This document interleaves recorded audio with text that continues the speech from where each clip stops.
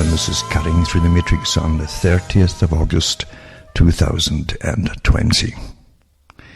And as always, I hope you're hanging in there and getting through these insane times, because we're living through the biggest exercise, really, in mind control and warfare. It's all warfare. It's mental warfare in the whole population of the planet, and psyops, etc., and revolutions, all sponsored often and traced back to the same few people. It's quite astonishing, isn't it, that regardless of the COVID idea and the Bill Gates Foundation, the Melinda Gates Foundation, and Fauci and all these characters, and the head of the WHO, you can tie them all together, can't you? And you see all the funding from the same old big corporations going to BLM, which again is Marxist, as we know. A beautiful cover, though. Remember, communism always hides behind covers. It uses excuses. It always did. There were dozens and dozens of them in the 1960s that were Christian. And the Christian groups and churches had no idea they were getting used. But they were great covers because they would promote policies which the Marxists wanted to be put into, to weaken America, actually. And that's what you always find. Behind the covers, there's a weakening of the state. And yeah, you can always complain about the state as much as you want. The state of affairs isn't that great, is it? But the reality, too, is that there are other players that simply want to end up in the ruling seats and displace the present rulers of it all. That's really what it is. Or really to maximize their power, their existing power, and take over their remaining seats in politics and governance and so on. And you have to understand that you're living through amazing times, that nothing's happening by chance. You got the Pentagon obviously in on the same act, with different generals standing by. They're all on the payroll of the military-industrial complex, which will still be working for a long time under the auspices of the United Nations and NATO organization, as they, again, go through this game of divvying up the world into competing factions of apparent conflict, you know. That's how the Cold War was, really. There were more billionaires created during the Cold War than ever before, maybe even afterwards, because all governments on all sides took tax money and put billions and billions, without question, into defending the people by creating more missiles, etc., and jets and military equipment. Way overpriced anyway, doesn't matter what they made, it was always way overpriced. But no questions were asked. Like the COVID idea, it's to keep you safe. Right? So it's, it's a wartime scenario, you see. And of course COVID has all the attributes of a wartime scenario. Of course it does. More than you think, actually.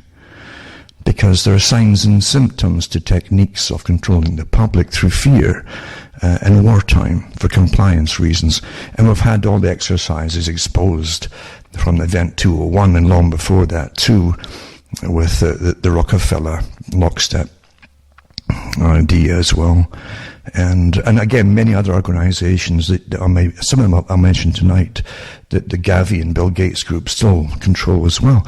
There are so many organizations, you see, all telling you the same stories. So important to control all the media and the flow of information. You think you've got lots of competing organizations they're giving the same opinions, all the media, the official media, because they're all owned by a small coterie of people. Going way back, I mentioned it years ago in talks when Rockefeller and others, but Rockefeller especially, got a group of his hijackers, together, because they hijacked other companies all the time to basically take them over and stop competition. Old man Rockefeller said that competition is a sin. And he meant it. There's an organization running the world that truly believes they have the right to own everything in it, the technocratic type, and to rule everybody under it, basically. That hasn't changed. It's more than ever enforced today. You can actually see some of the front people coming forward, maybe lower edges of them, but it's still the same organization. And the idea was to take over the world's resources. Everything that you need to exist as an individual human being, and then collectively is owned by people you don't even know, generally. They make all the policies, how much food you're going to be able to buy, or even get, or even if you can get it, or even if you can buy it. And it's all coming to pass right now, because this is to be your winter of discontent is coming up.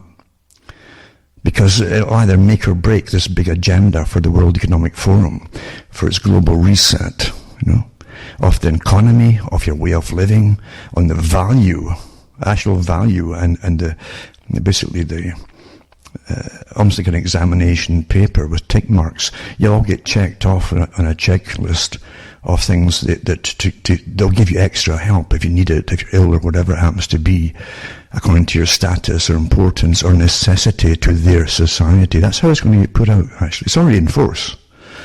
And that's why they're killing a lot of elderly people in the hospitals. It was in force before COVID came along, when they introduced euthanasia.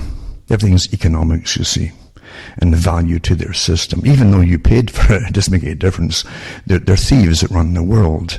And they have all the signs and symptoms of gangs. And that's a fact. There are other people who have come out with this too. That you have all the signs and symptoms of organized crime. Big organized crime at the very top. And the relationship, as I've mentioned before, between Bill Gates and the Gates Foundation and I guess, don't forget too, Fauci and his wife. And his wife too is a bioethicist working with the government to again evaluate everybody's status in society and your value to the system. And that's what bioethics is all about, folks. That's what it's about. So you're living through the big scientific takeover of society for the planet. They've always been after this global society, and going way back into the 1800s, folk have no idea that the British Empire, this oddball thing, the British Empire, was run by a secretive group in the city of London. Lord Alfred Milner, he published books himself about it. And again, some of the people who took over much later, like Carroll Quigley, who was a historian for them, praised them to the highest heavens for taking over the world and trying to get a world governmental system in place. Again, with this, he didn't mention technocratic system, but that's what it was. Quigley knew it was, because he believed that the right, again, to go after the world's resources even then, and he was all for their agenda. And Britain was used. Really, the people who get used, generations can pass, they haven't got a clue they're being used. You understand that? They just think, well, we're off to another war with so-and-so today, and it might last for a few years. And after it's over, you don't realize, no, maybe 24 people have corporations in London that end up ransacking that country by taking resources out of it, and your troops are guarding it all for them. Even the troops don't really know what they're there for, except they're bringing civilization, they think, to these people. It's quite amazing to watch it happen, because it's still happening today. Huh? Often the countries that were dominated are coming back to the parent countries, like Britain, and dictating to them now, because often, in some ways, they become wealthier themselves, the people that were left behind, and now they're dictating their policies too, for a global system again, because everyone from every nation at the top is part of this big structure. They know what's going on. Of course they know what's going on. And Quigley was awfully good about telling you that the top people in every party pretty well crossed the whole Western world. Doesn't matter what the party was. Top people are always a member of the same organisation. They're vetted way in advance. And they play the game of left and right, etc. And then when you have the books, they're members' books, which they published at one time when they had annual meetings. You see all the names at the back. Even the heads of communist parties for countries like in Britain were in attendance to their global meetings. And Ireland too, eh? A lot of their members were there too. So, and the top bankers that run these nations were also in attendance, say, for the future of the British Empire, funded by Rockefeller And of course all the old Milner groups, guys were there that had taken over, and their descendants, because they hand them off to their offspring. And here we are down to the present day. Folks still can't, because it's never mentioned, so you can't catch on, you see. It's not mentioned very much at all. In fact, the history given by the BBC is such a, well, Orwell said it, he controls the past, etc., and the future, and all the rest of it. It's all been said before. And it's so true. It's so incredibly true. And then again, you have this wonderful, and it's wonderful from the elite's point of view, way of running the world through creating factions and divisions. And Britain's sunk basically with mass migration. So is Germany to an extent too, all from these wars in the Middle East and across Northern Africa for years and years. And they haven't finished yet. We know that there'll be even more, so that'll be the complete end of it, when more, again, military-age guys will rush through by the millions into Europe, when they do away with the last few countries left, like Syria. They won't give up with Syria and Iran, because it's not our wars, it's for another reason, as we all know. And by the way, that is another reason as well that a lot of folk are protesting and really upset and ticked off, because these endless wars, that people haven't fathomed, they can't fathom out why they're even going on. I mean, the wealth of America, I'm talking about the average citizen, has been squandered in 30 years of straight years of war. People forget that. It didn't start with 9/11. They already had Desert Storm in 1991, and then had the flyovers and all the military around Iraq for years. That was a fortune right there. And then they hit it again in 2003, using it as an excuse. Of course, 9/11 is an excuse, even though Saddam had nothing to do with it. It was all on the list of the PNAC group. We all know that stuff. It's all published. You can find it up there, yeah, I'm sure, on the net. So you're living through a big agenda. I mentioned it so many times. You're living through a script. It's a big business plan, exactly how a big business plan runs. In business plans, and that's a striking thing with United Nations and the communist organizations before the United Nations, they'll have these 5-year plans for one part, and 10 years for another, and 50-year plans and even 100-year plans for other parts of it. That's how it's run. And that's how the big multinational, international corporations run too. Huge agendas going way off into the future, where maybe they'll hire and retire 3 generations sometimes, all planned that way. How do we make it happen? And then have their foundations, which are so important to all of this, the tax-free foundations that manage the world. These are the ones who create and finance and train leaders for future warfare, including the NGOs. And the ones who train the Antifa groups, etc. They're all from the big foundations owned by the richest folk on the planet. This is not conspiracy stuff. Read Foundations, Their Power and Influence, written years ago, all to do with Norman Dodd's investigation into it, and the Rees Committee. How they looked into the foundations in America back in the 50s and 60s. And I wondered why they were funding the top foundation, like the Ford Carnegie and the Ford Foundation, but that time was already taken over by other foundations that are awfully well known. And that they were funding groups to destroy America and radically change it, and so on. It made no sense to the people. So they sent a congressional committee out there to investigate it, and they were shocked by what they found. The head of the Ford Foundation at that time admitted, and you actually get old audios or videos of Norman Dodd talking about this. And he asked them why they were funding these groups, and the head of the Ford Foundation in America said that we're working hard to create a system and alteration of cultures and education so we can seamlessly blend that of the Soviet Union with America down the road. They could blend it all together. Yeah. Most folk haven't got a clue today about all that. It's just amazing, but it's all published. It's in their books, written by the guys who are involved in it. And that's what I've often said too. You can stuff your head full of all the data you want, but it's not enough, obviously, to change the present, which is the way you change the future. You've got to understand more. It's more than just learning who did what. You got to find out why. You also have to look into all the whys, how people went along with things, and why they went along with things and accepted conditions and systems that they shouldn't have. Again, too, how can you possibly even live under a system and accept at the same time that most of the agencies above you in government are secret and run secretively on plans and agendas you're not given even access to?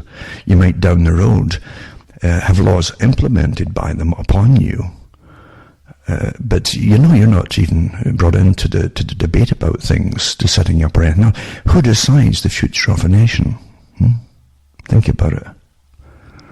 Do you get to fill out questionnaires about what you want to see in the future of a nation? Do you? For voting? You're just given the front people to vote for, aren't you? It doesn't matter what party is in, the same agenda goes ahead. Look at the free trade deals. Generations went by for free trade deals pretty well. And then the ones in the 90s to do with the North American free trade. First it was a free trade agreement, then North American free trade agreement. And then you had the Free Amigos, two prime ministers and a president, Mexico, Canada, the States, meeting every year to further tie us into a binding, that's what they called it, a binding system, bound together, which would be the nucleus of an EU-type authority, a European parliamentary authority down the road. That's what they hoped for. And then they would start bringing more Latin American countries in, and the Caribbean countries too, naturally. All discussed and printed and the rest of it. But it was admitted to, that the whole thing was drafted up and worked upon for years by the Council on Foreign Relations, a group that's a private group that often claims itself to be the establishment. One of his videos it put out itself talked about this as itself as the establishment. And you don't vote for them. Most folk don't even know what they are, or that they exist. You're given these front comedians or politicians to look at and boo and throw tomatoes at, And that's what you're given for politics. Have you ever heard any real wisdom come out of the mouths of politicians? Come on. You watch this Punch and Judy show. That's what it's called, Punch and Judy show. That they used to have at fairs in the Middle Ages and all up to the 20th century, where people would have these puppets bashing each other with clubs and so on. That's what politicians are. They're there to take the heat, but not ever to tell you what's really going on. The key to all of this, of course, is that think tanks, privately owned think tanks, have run the world for an awful long time. And they still do. As I say, the top politicians are picked long before the public even hear their names to vote for. And they're vetted, and they'll do what they're told, there's no doubt about it. And all parties are in on it at the top. That's why when nothing really changes for the better for the general population, it gets worse and worse. And I can remember looking at the old books I found about Canada as an example, and I've seen the same for Britain. But you have the Departments of Information and Statistics, and owned by the government pretty well, and everyone's measured and weighed and yada and numbered long before we came along, our generation. And I've got ones going back to the early 1900s, and right down to how many matchsticks were made by companies and things like that. Just incredible data they had in us all, before they had computers. At least we're told that anyway. But anyway, it is quite fascinating to see how these massive books with the years of production and costs and all the rest of it, and every little company in the country listed. But back in the early 20th century in Canada, Britain at that time, or London, they ran it all. I hate saying Britain. It's like this strange entity. What the heck is Britain really? It's got millions of people, all kinds of people living in it. And before the mass migration, there were still lots of different kinds living in it. The Yorkshire folk had their own identity and culture. It was, and different parts of the country was similar. Had been for centuries, that kind of thing. But when it comes to official purposes, you see, in taxation and things like that, then they want you all to be one part of Britain, or for war, would send you off to fight for things you have no idea that it's really all about. You never get told the truth. And when you come back from these wars, the ordinary folk have either lost their jobs or work or their farms or whatever, and nothing's ever the same again. And then you got another one. It's the same kind of thing over and over. And in between that, you're global. I remember back in the 90s talking about this. I said eventually, because they kept talking about global this and global that, and how it was the greatest thing since sliced bread. And we'd all be happy under globalism, and all the companies were putting this rah-rah thing, the governments were putting rah-rah and hands across the sea, etc. And they came out with their real plans, which was international free trade for the big top corporations. So they could really send their stuff all over the planet from all countries, and have the citizens back home in the first world countries paying for it all. Do you ever wonder why you can order things from China for peanuts, for cheaper than you could even post a letter in your own country to your neighbour? You're paying for it, that's why. That's called free trade. It's part of the deal. And it isn't just China you're paying for their postage to you. It's quite a few countries too. We can look up the lists of the nations, including some in the Middle East, by the way. You're paying the bulk of their postage on whatever's getting transferred around the world. Free trade. Great deal for the corporations, isn't it? And you pay for all. And at the same time you end up with no work back home. Because your own governments, again, all kinds, right-wing and left-wing in succession, all signed on to integrate it further and further as they get in. And then you end up with no work back home, no factories, no ability to produce anything. You don't even have the ability to make your own basic painkillers or acetaminophen, the very simple medication. Because even that's farmed out to other countries. First it was farmed out to China under free trade. That's why it was so cheap for a long time. And then, I think it was last year, the year before, they gave the contract under the new Trans-Pacific Partnership, which they included India in for some reason. And then it moved their base of operations to India, and it's way more expensive now. But at home, nothing's made here. Eh? There you go. And you can't even make anything to save yourself if you need. This is this thing. I keep thinking back to Britain in World War I and then II. And Britain was locked down in World War I because Germany then, and Britain as well, had submarines. And submarines could play havoc with shipping that was bringing in food and supplies and all. But especially in World War II, there's far more subs around. And Britain had already given up its ability to be self-sustaining by farming. I've always thought that's an odd thing. Food is one of the most basic things you need. Without it, everything else is a pipe dream. Everything starts with food, folks. Food and water. And why would your nations literally make you helpless? Well, once again, it was the big corporations that dealt with the shipping lines. We've had leaders in Canada whose parents were involved in this too, that their own shipping line companies for transferring food to other countries, etc. And often when they're combined with interest in agriculture, like agri-food businesses, they decide what countries are going to get the cheap food and who's not going to, and even lobby at home to put laws to stop you even making enough food at home for yourself. This is all rigged, you see. There's no such thing as a free enterprise system. It's just the opposite. And it's not new.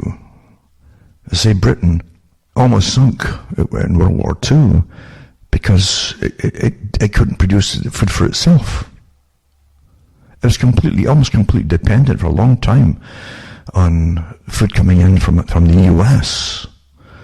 And a lot of that ship eventually was in trouble after 1942 as well. And had all, you can actually look up the old videos on wartime farms, for instance. And you see what they had to go through, and the government just expands. Oh, they love it during war. They expand socialistic systems and principles, and government departments just blossom and swell like cancers, like you wouldn't believe. And that's why they love socialism. And then you do what you're told, because it's all for the good of all. You're all in it together, etc. And you all pull along together and do what you're told for the good of everybody else, for the greater good. Never changes, eh? And during World War II, the government in Britain stole farms all over the place off of people. Because here's the tragedy of things. Great Britain, eh? Let's be proud of Great Britain, eh? It had been so many wars all through the 1800s. The country, the people were broke with taxes, and really, even then, they're kept in a starvation level. Most of the people, not the middle class and upper class, of course, but they were. They'd gone through the Industrial Revolution in the 1700s and 1800s. So bad it was that even Benjamin Franklin, this is the truth here, in his own memoirs, talked about that when he visited Britain, and he saw these factory workers coming out of a big shoe factory and boot factory, barefoot in the winter, because they couldn't afford to buy the boots themselves. This was reality, folks, you know. There was no welfare system. Folk had to work often 16 hours a day just to eat. And maybe get a place over their head, which was a hovel. Often there was 10, 12 or more to a room. It's a horror show. But again, the wonders of propaganda and so on can displace all that and really tuck it away into the background till it's a hazy thing, then it's forgotten altogether. That's how it works. And then you end up in the 20th century, and they already just had the Boer War. You know, getting waylaid. So we're taking over Africa and South Africa and so on. Again, by the Milner Group, Lord Alfred Milner, for the Royal Institute for International Affairs, that private group that was just called the Milner Group in the kindergarten at the time. And they picked youngsters up in university in Oxford, All Souls, and they trained them. They trained them to be governors of different countries that they would take over. And they list all their names, of course, if you go into their histories, long histories. But anyway, that's how it was done. And the people end up in these wars, world wars. They needed, by the way, the Milner Group wanted world wars. They mentioned that. Because then they could then further amalgamate countries, even competing and conflicting in warring countries together at the end of it, when everybody's on their knees. That's how you got the League of Nations idea coming in, you see. So it's, the past is a horror show. So anyway, World War II comes along, and Britain had lost so many farmers, and like, you talk about dads and sons often, and uncles, all wiped out in some areas, a lot of them. They would join local regiments, gone, same in Canada and elsewhere in Australia, gone, New Zealand. And so it left a lot of them just struggling with farms in the 20 years between, you know, from the end of World War I and the beginnings of World War II in 1939. And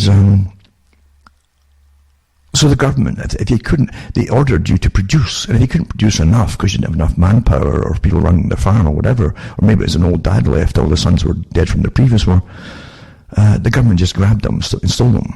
And then they amalgamated a whole bunch of them, you see, here, there, and everywhere, and they would give it to these rich characters, who still own them today, by the way, you know.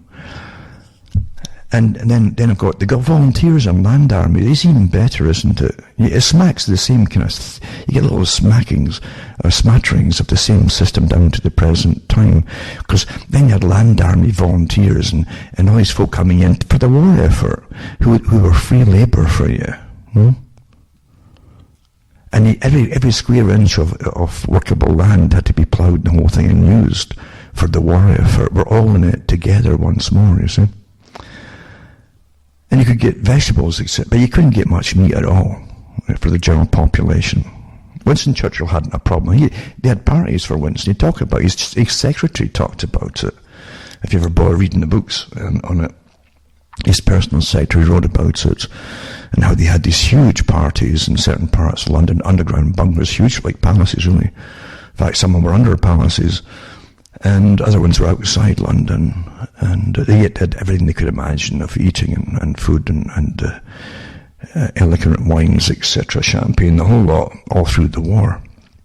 But the ordinary people, like being good people, mind you, put up with it in the rationing, starvation level rationing, until there was no obese people before World War II pretty well in Britain, because they'd been through a Great Depression in between two world wars, and in both wars they had rationing. It's just astonishing what you put up with. And the folk who go off and fight have no idea. They wouldn't even know who Lord Alfred Milner was. You might get his name in the newspaper once in a while as one of his protégés was sent over to govern South Africa or something like that, you know, or India. But they had no idea of this even Winston Churchill had an argument, is recorded in Parliament in Britain, because at the beginnings of the war, he had no idea that these characters have been manipulating the system to get Britain. He was also getting manipulated by another group to get into the war, by the way, an outside group. But the same token, he was ticked off when he found out that this other group that had other plans for the Great War, this World War II, you know, and its mission and what they wanted to accomplish, and he argued about it. Because at that time it was a very secretive group, you know, different names it had at the time. The All Souls group was one of them as well. It was so secretive, like layers of it, and an inner party and an outer party, you know? Just like the CFR still has today for their missions abroad, so to speak. Yeah, the folk in Britain fought these wars, all truly believing they were doing the best of all to save everybody and doing it, you know, having a clue what was to come at the end of it, hadn't a clue. The Winston Churchill, and I put up the articles years ago. You should go into cuttingthroughthematrix.com and look at some of them. Lots of the authors use my material. Sort of stacks of it there. But Winston Churchill literally talks about all of this too, as I say. And his desire, he said, this is wonderful. When the war broke, he says, we shall probably, and hopefully, he says, establish our long dream of united Europe. I mean, meanwhile, he's telling folk on the radio at nights, you go off and fight and die to save your culture, your way of life. Meanwhile, he's talking, and the sector recorded all these things, Our united Europe. Oh no, the idea. Now, if you told that to the British folk at that time, they'd been completely bewildered. What was he talking about, united Europe? We're fighting to keep our own way of life. We're quite happy with it the way it is, you know. It's never perfect, and it's pretty bad for a lot of people, but it's better than a lot of folk had even in Europe at that time. And every culture likes its own culture to an extent, don't you? Because it's familiar to you, if nothing else. But it's also part of it, and I mean this across the world. You meet people who will fight and die for their nations, or the plot of land that they live on.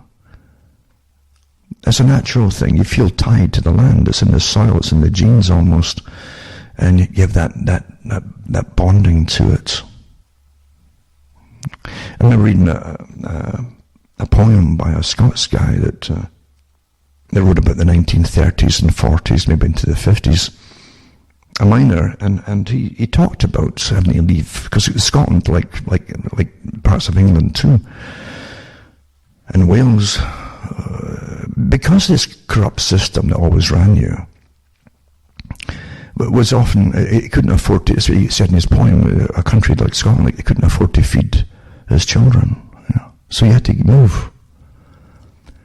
But meanwhile, you had the richest folk concentrated in London. The richest folk in the world at that time concentrated in parts of London, especially the city of London. And of course, the migration helped, you see, to expand the empire. So we're all used and abused, and most folk haven't got a clue it's even happening at the time. And instead, they're given what they've got in the States at the moment. They've got the front groups, the BLM groups, with the heads of them. It's no mystery, it's no conspiracy theory. They admit, and they're admitting, there's even a video of them admitting that they're trained Marxist organizers who know exactly what they're doing. Where Marxism always has front groups and gets them all battling with other groups. And then you have the Antifa groups. There's no mystery there. There's quite a good history of them, long history. And then the reorganization of them back again in the 90s, because they used them. They used to send them in to the anti-global meetings that were going on. The anti-globalist meetings were awfully good at the time, and folk came across from the countries to protest these meetings, where they were again planning you offshore all your work and your factories off to China and the Far East. But then would come the Antifa group and jump in on the bandwagon and start throwing their usual Molotov cocktails at police cars, etc., and give everybody else a bad name, you see. And actually say it in their handbooks, you see, that they piggyback upon certain events that will cause, that are plausible, and are emotional events. Jump on top of them, end up being the champions, but then steer it off into your revolution. This is how they do it, you see. Well funded too. But once folks' emotions get up, they seldom think very clearly. It's very interesting to watch the phenomenon. I mentioned it before that the terrible things that happened in Rwanda, with the genocide in Rwanda, you had the eventual complete unleashing of many years of utter hatred against this other tribe that had skirmishes with over 100 or 200 years even, and the hatred had boiled up, and it was really institutional, and they let loose, and literally the chopping up of people went on for weeks. You can actually hear it on the audios from people who were there at the time with cameras, from reporters from abroad. You could actually hear it. It was terrible, and that's what happens when clever folk can utilize the hatred and stir it up and actually augment it, really thicken it, you might say, intensify, and then they use it for different purposes. Big coffee plantation growers were involved in this too, outside the country, because there's always other reasons for what you see in the news, always, and always other interests behind anything to do with skirmishes or wars. There's always economic interests lying deep below on behalf of those who understand resources and how to use them and who want them. In Rwanda, reporters were on the roads. It's like, it actually, I always think of these, whenever you see roads full of people, you think, remember, of refugees as one. Like, I always think of refugees in carts in Europe and so on, the beginning, or even during World War I and then World War II. But then you get other refugees that really are promoted to come into countries now. These are like the massive invasion across Europe. That took billions of dollars to work all that out and to finance and even train them. Some of them coming in were telling you they'd all been trained in advance for purposes of taking down European countries. And we know some of the folk who were behind it, because they even put videos out themselves about it in some of these countries. Unashamedly, yeah. And then down the road you use them, to take down the nation. It's just a standard warfare technique. Migration has always been used for this kind of purpose.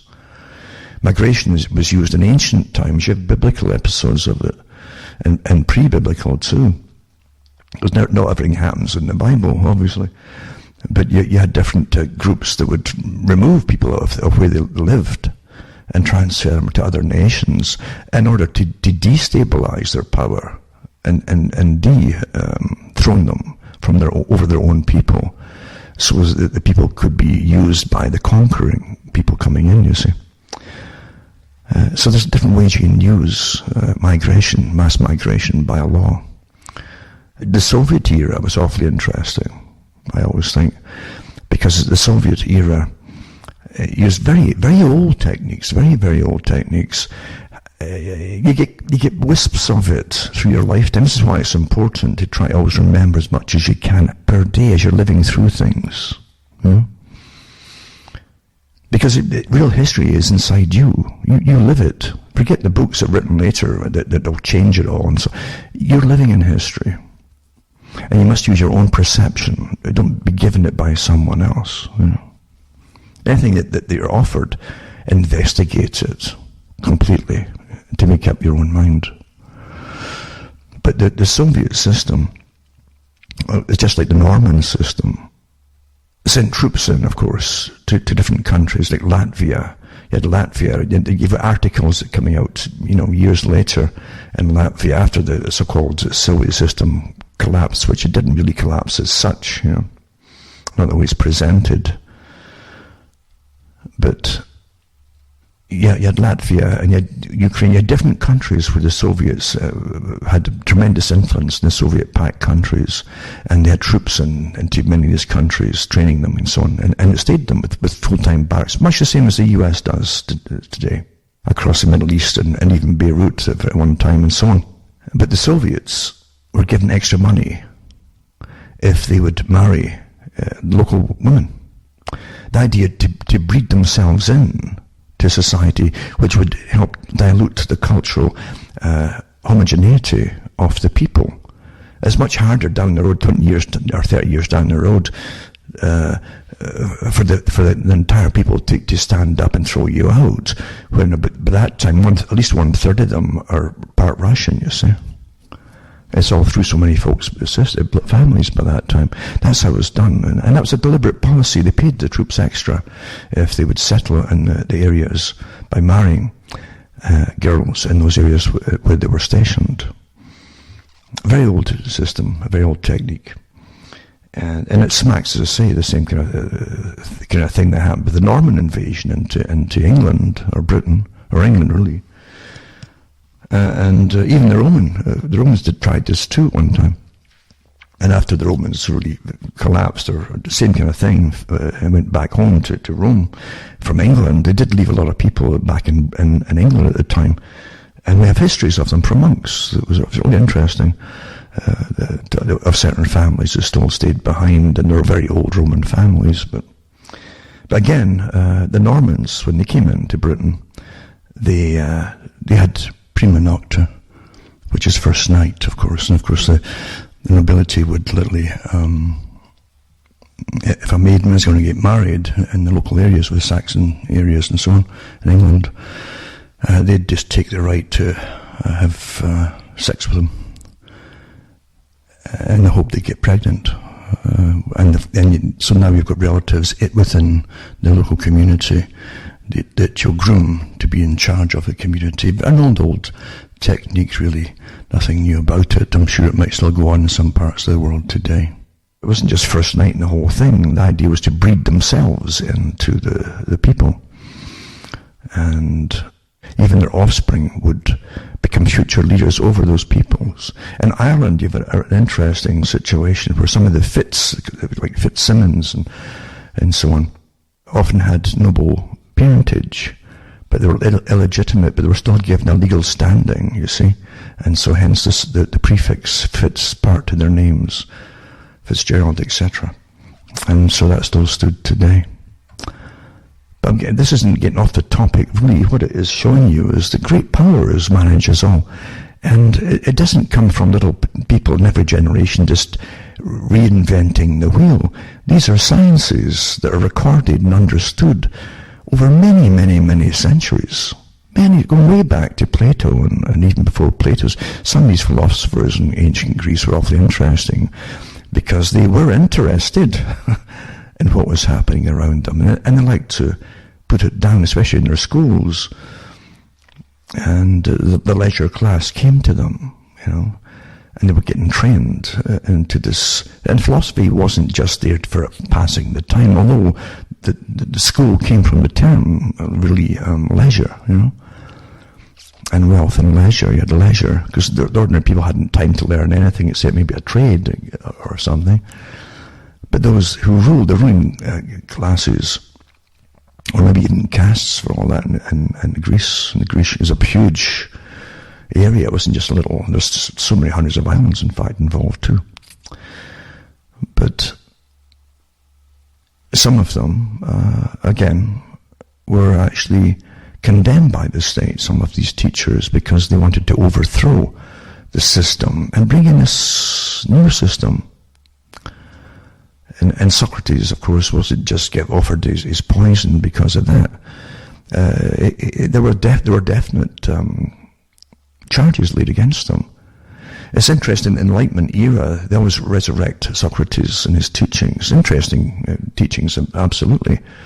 And a good mind behind it, and maybe a better mind behind the translators, because you can fudge an awful lot of perhaps better thinking by translating it in a certain way.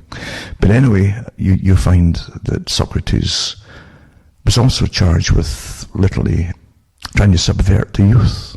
It wasn't sexually. At least that wasn't promoted as such, or part of the charge. It was to train the youth to overthrow the parents and the system, so to be revolutionaries. That's what it was about.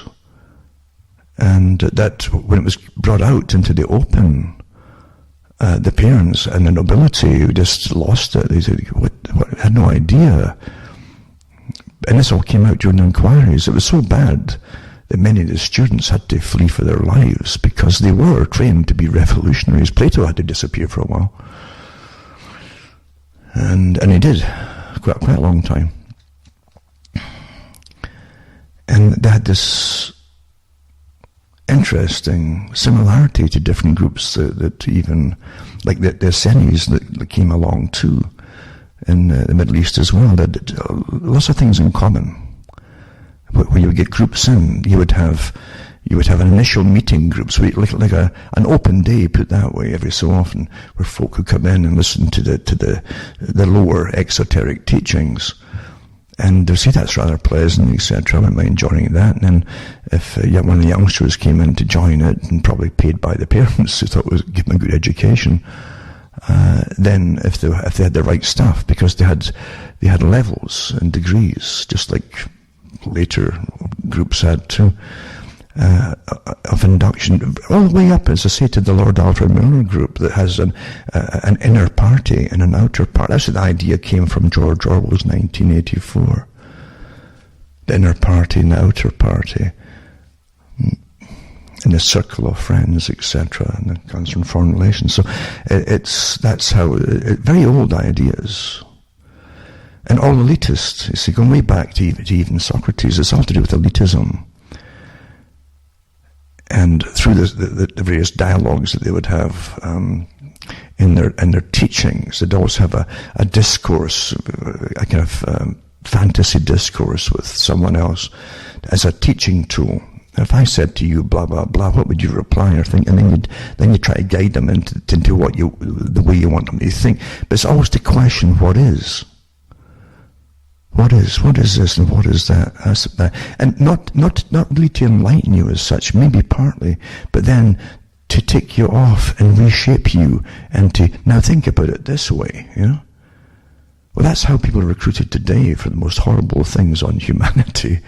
Oh, what do you think all these little people, it's kind of like The Third Man, the movie. Awfully, one of the best movies ever made, The Third Man.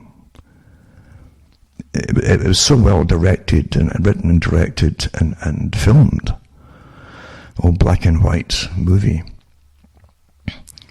And the location was fantastic during actual occupation of a country that was post-World War II, where you still had the Russian and British and American and French quadrants, and these big cities were by the Allies, as I say, and all these displaced peoples. None of them wanted to be grabbed if they had a background or come from a country that was now run over or ruled by the Soviet Union. The Soviet Union could take you back, just demand that you, even though you weren't in their country, you were in Vienna and so on. They could demand that you go back there, you see. Horrible things happened. But in the movie, the villain, Orson Welles, is up in, he's meeting his pal. His pal came over to see him, and his pal thought that Orson, the Third Man, was dead, because he had a fake burial. And then he found he was alive, and they came up to question him.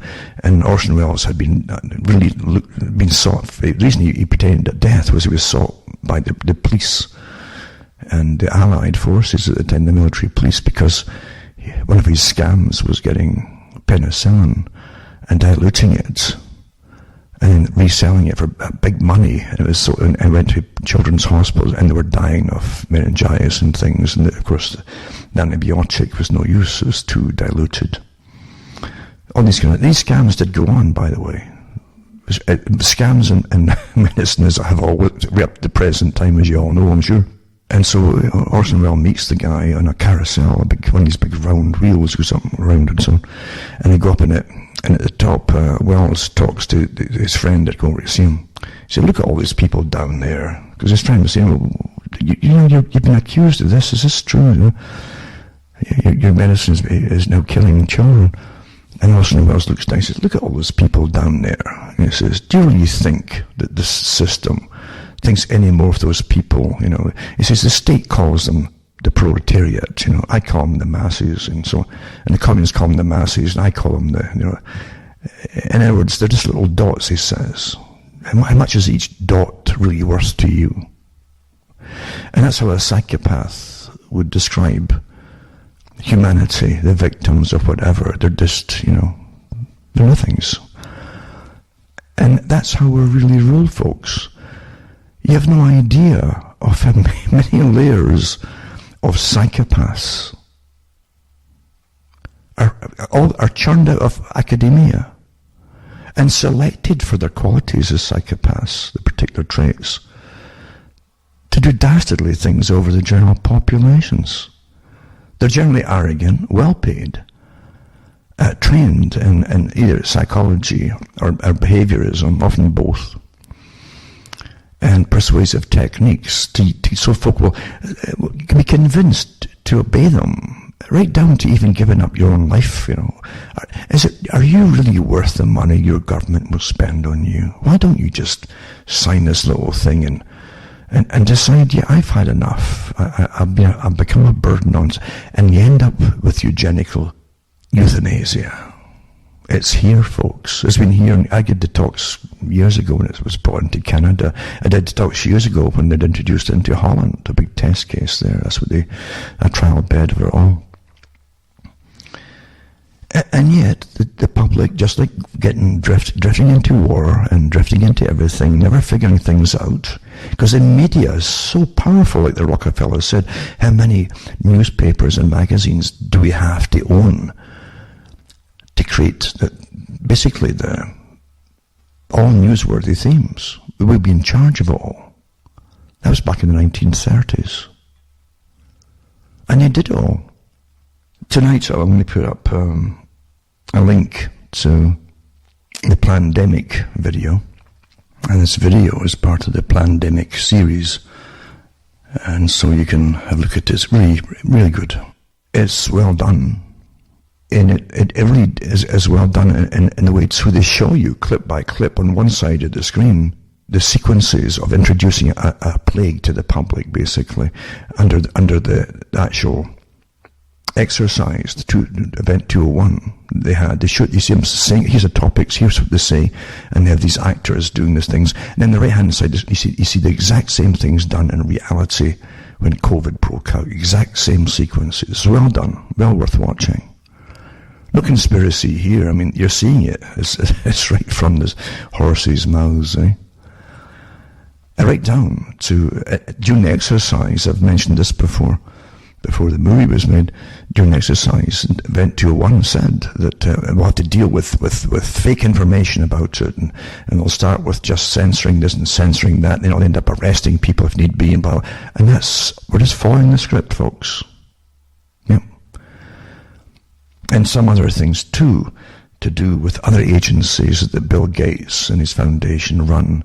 You wouldn't know they're his, really, but it's a small group, really, with the Gavi and all the rest of them. The groups to do with vaccinations.